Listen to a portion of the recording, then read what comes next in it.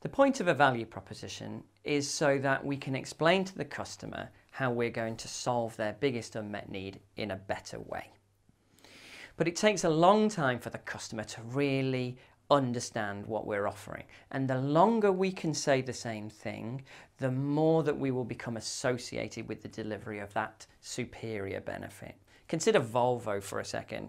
If I went into a supermarket and said to somebody, I've just had a third child and I need to get a car that's safe as possible to carry my children around, I would imagine that the first thing they would say is, well, I presume you've considered a Volvo. Now that won't have happened by accident. It's because year after year, communication after communication, design choice after design choice, Volvo will have focused on the same discriminator, the same value proposition.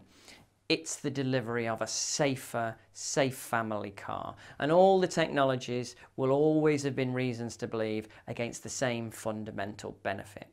Now, if we want people to associate us with the superior delivery of a benefit, we do need to burn that into their brain by repeating the same thing over time. As soon as we change the message, we start again. And our value proposition just goes back into the array of other things that the customer can consider, and we don't stand for anything, and we don't stand out in the market.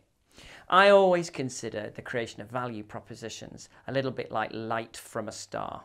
By the time we see that light from a star, it left there a very, very long time ago. And it's the same thing about our value proposition. Just about the time that the customer is beginning to understand our value proposition and what we stand for is normally just about the time that we're getting bored of saying it. And then we abandon that and we move on to the next big thing, and we think, well, we've been saying this for years. Well, we've been saying it for years because we were thinking about it for years before we launched it, and even then it takes a long time for the awareness to build in the customer's mind.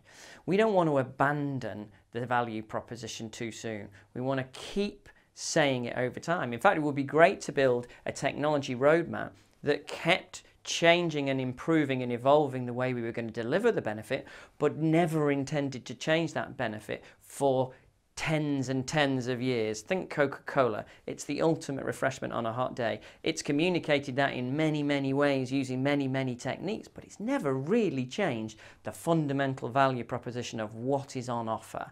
And so now it just becomes ingrained in the customer's mind.